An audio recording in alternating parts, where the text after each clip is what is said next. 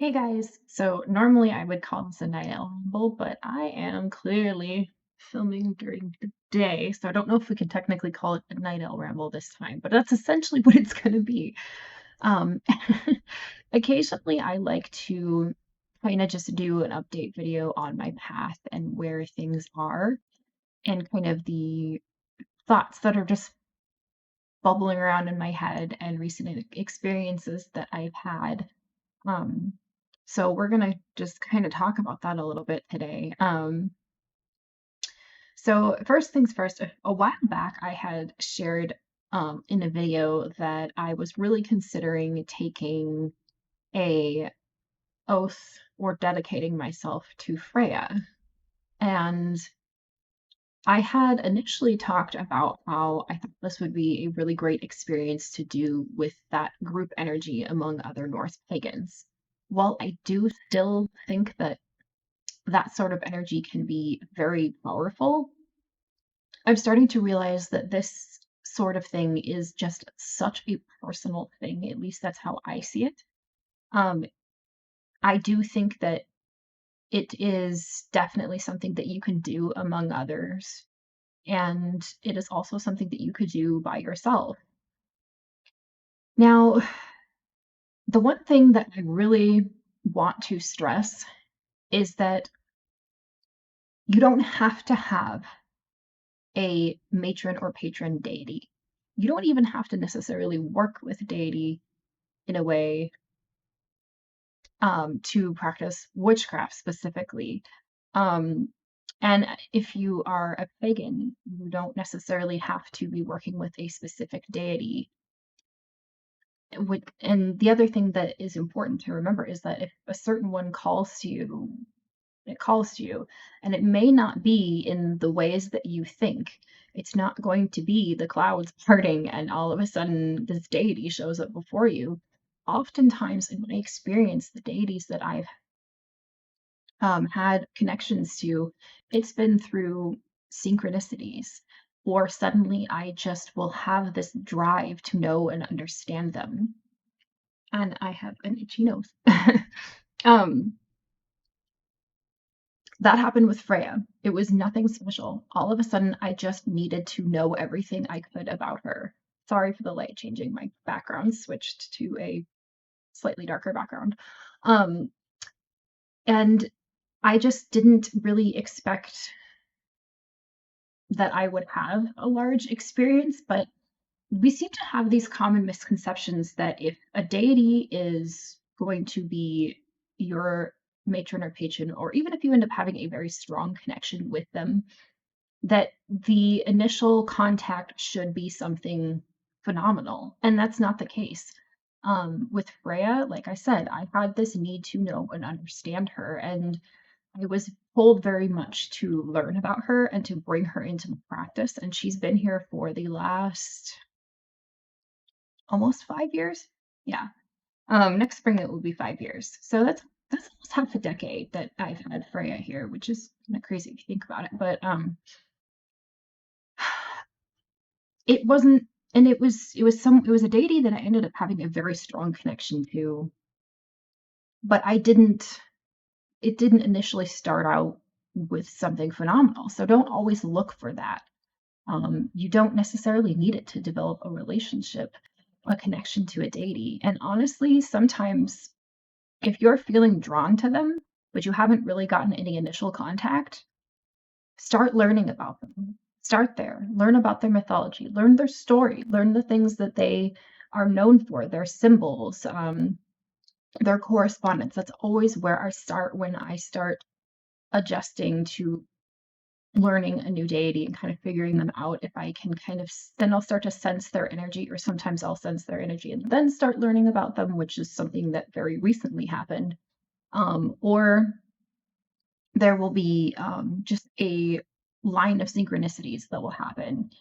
And as soon as I figure out, oh, I'm being contacted, then I start to figure out who, and then all of a sudden it all just the puzzle pieces just fall into place. It's interesting. Now that being said, there have been experiences that I've had with a deity through dreams And the ones that have come to me through dreams specifically are Odin and the Morgan.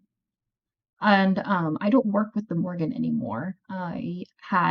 She was my main deity, although I never claimed her as matron or patron, and I'll get into that. She was my main deity from, let's see, the age of 26, 27 to about, I want to say probably 29. And in that time period, I really changed a lot. I went through so much and I made massive breakthroughs in my own personal strength and dealing with my depression.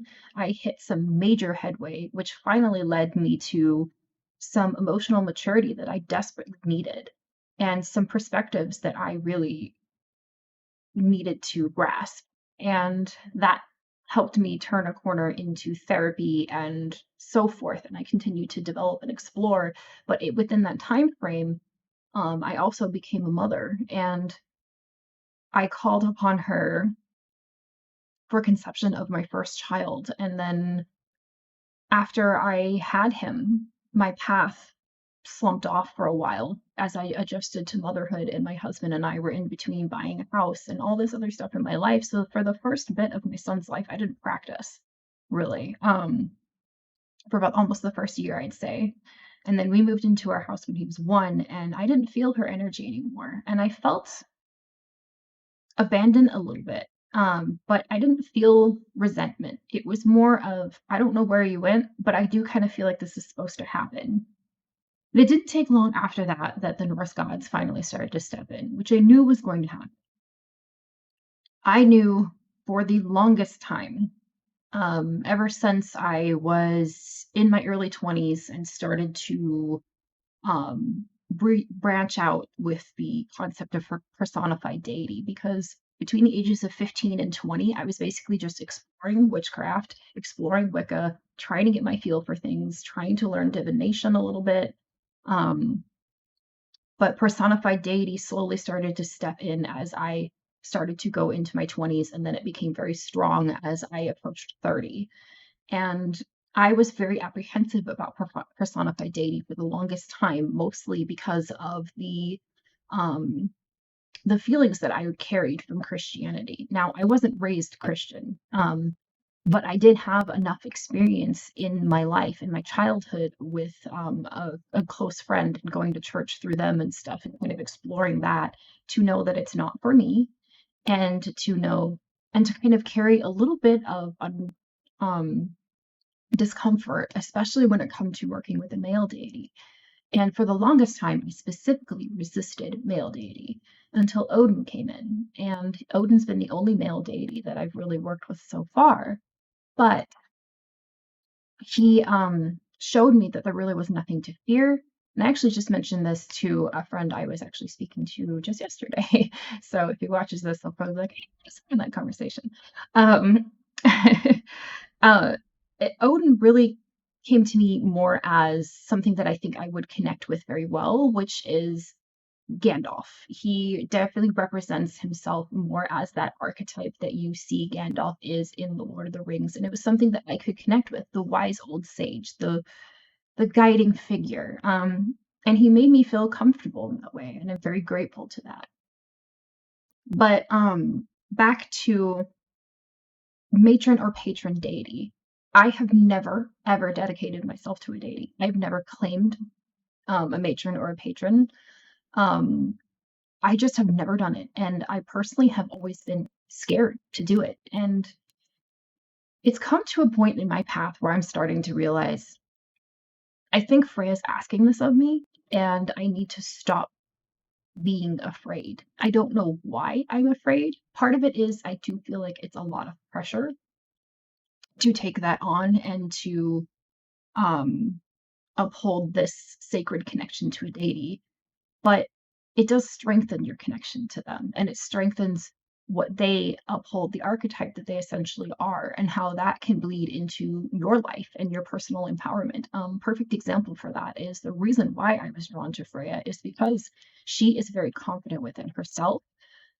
She's very confident within her body, her magic, and she had a lot of healing lessons for me throughout sexuality and self-acceptance and self-worth, and also learning my own fierceness and my own resilience, because although Freya is a love goddess, she also is a war goddess and a death goddess, and she's not something that she's very multifaceted. She's not something to be taken for granted, or not for granted. What's the word I'm looking for? Underestimated. You should not underestimate Freya. Um, but I'm very grateful to the lessons that she taught me, and I feel like most of the things that Freya has brought into my life were all aligned in a perfect time where I was ready to take these things on, to learn these lessons, to seek this stuff out, to grow in these specific ways. And the only other deity that did that to me for that magnitude was the Morgan, in a different way, but she did. But I still never claimed her as a matron or patron, or a matron, I should say. But I'm I'm really thinking that now is the time where I should step forward and do this with Freya. And especially as I have started to develop learning Seder and understanding Seder and the connection that it is to Freya, essentially, that she is also a goddess of witchcraft, and I can hone in on that when it comes to empowering myself in my spiritual beliefs and kind of really honoring my own magic. So I feel like Freya represents the side of me outside of motherhood and outside of that identity that I've carried for the last half a decade, over half a decade now. My oldest just turned 6, and I've been a stay-at-home parent since he was born. So, I feel like Freya kind of has come in to help me still see myself outside of that. And then I also have Frigg, who I think is that motherly figure, that mother goddess, the all mother that I still need to come to for healing, for comfort in my own journey in motherhood and doing so without my mother. So it's interesting how personified deity will take certain roles in your life. And now things have gotten even more interesting over the last few months, I'd say. It's been a little slow until very recently. It suddenly picked up very quickly.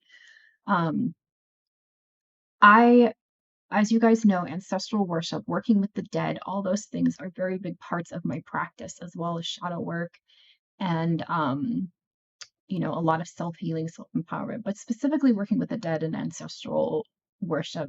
Those things have been very prevalent in my practice for the last quite a few years, but they've picked up even more so over the last 2, almost 3 now. And last year, she's last year, 2019, is when Santa Muerte came into my practice. And that was something that I really didn't anticipate at all. I did not think that that would occur. And it was very shocking. It was a lot of synchronicities leading up to her and me starting to learn about her and understand her. And then I realized that she wanted to have a presence on my altar for the dead, which lately I had started to wonder if maybe she was stepping away and making room for another death goddess to step in. I have been feeling Hell's energy, and I knew essentially at some point I probably would. We have a kitten.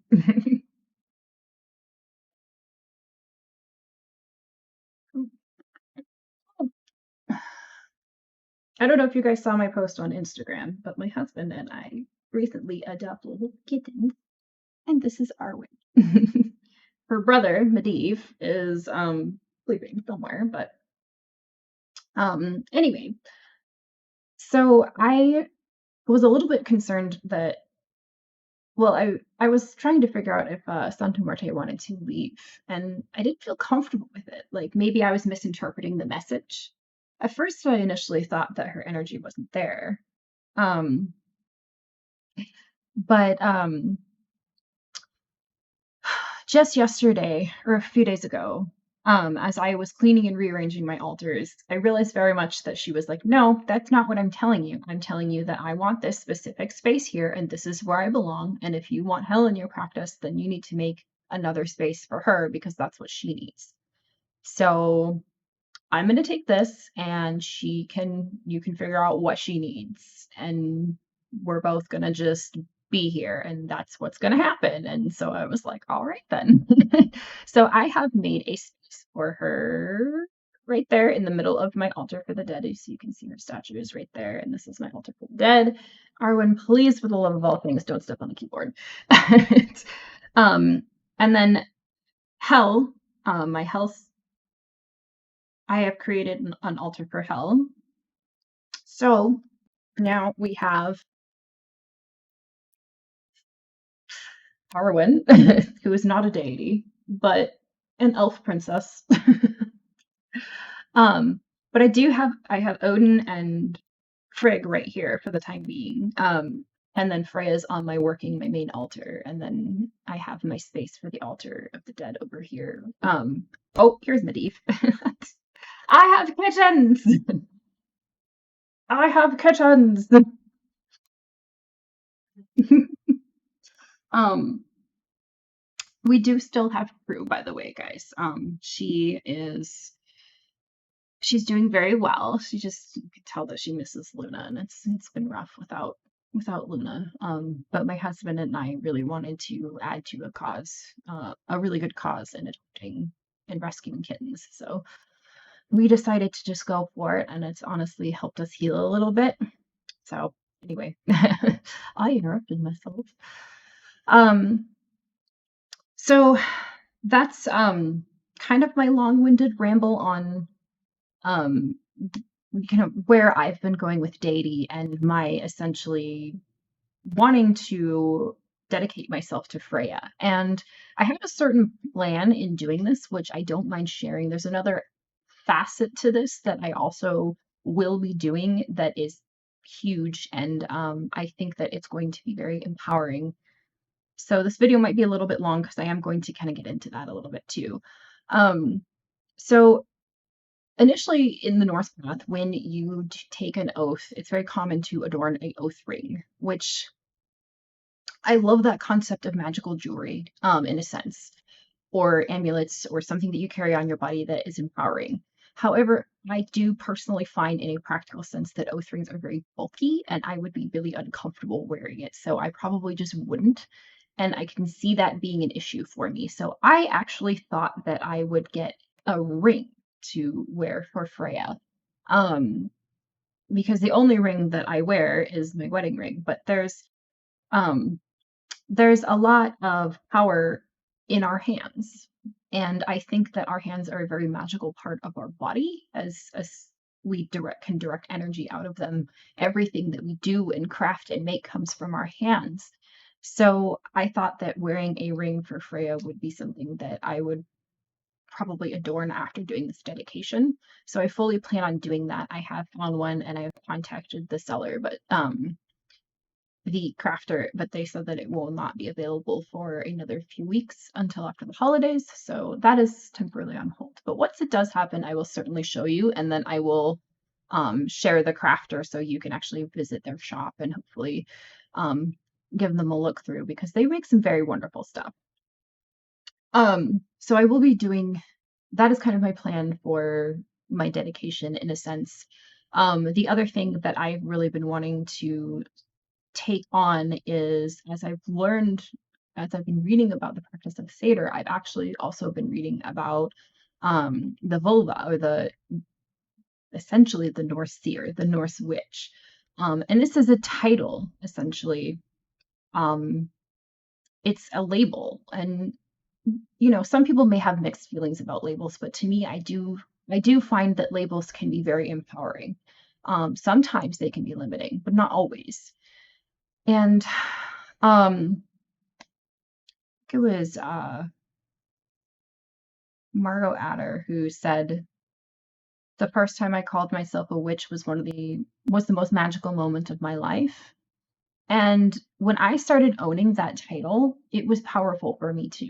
And I remember reading that quote and just feeling like, yes, that is exactly what I experienced. There is a ritual that I found in a book that I'm reading on Seder that essentially is calling Freya in and claiming that title. And I thought that that would be something that would be very empowering for me to experience. Um, Again, that is also something that I think wearing ritual makeup and doing my hair in a specific way really kind of donning on that appearance and stepping into that role is also something that would help me transition from just Dana to this other facet of me. And that is maybe something that I can really kind of go into more in another video. But I do think that labels, in a sense, or taking on that persona in a sense as well, that's extremely empowering. And that's something that I also plan on doing. And hopefully I'll kind of share with you guys my experiences with that and kind of where it's gone. And as I've started to really dive deeper into the Norse path. And it's interesting because most of the deities that I work with are from the Norse pantheon, except for the bony lady who's right there.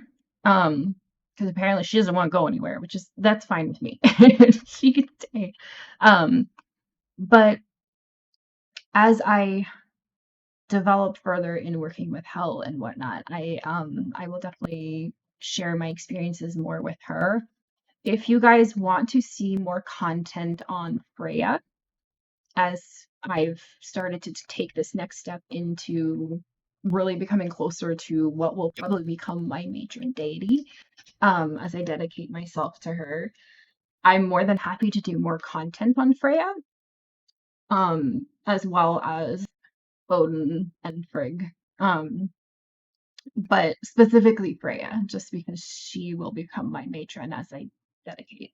Um, but again, I just really wanted to kind of stress that you don't have to do a matron or a patron or a matron deity. You don't have to dedicate yourself to any deity. Don't ever step out of your comfort zone.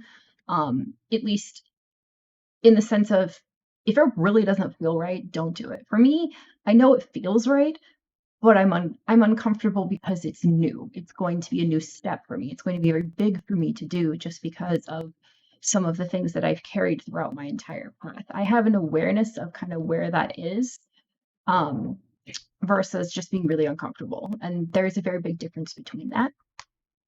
So I want to just clarify that first. But listen to your intuition. If it doesn't feel right, don't do it. If a deity doesn't feel right, you don't want that deity to talk to you and they're kind of like, "Hey, I want your attention." You can very politely just be like, "Hey, you know what? No, no, thank you." And there are certain ways to go about that too. Um, I'd love to do more videos on deities, specifically how to commune with them, various ways that I commune with them, and all of that too. So hopefully that will start to kind of really come into my videos as well. Again, please leave any requests down below in the comments. I'm sorry this was a bit rambly. I hope I made sense. I know I say that every single time I do a ramble video, but seriously, guys, I just wonder. um, so, with that being said, thank you for watching. And as always, blessed be.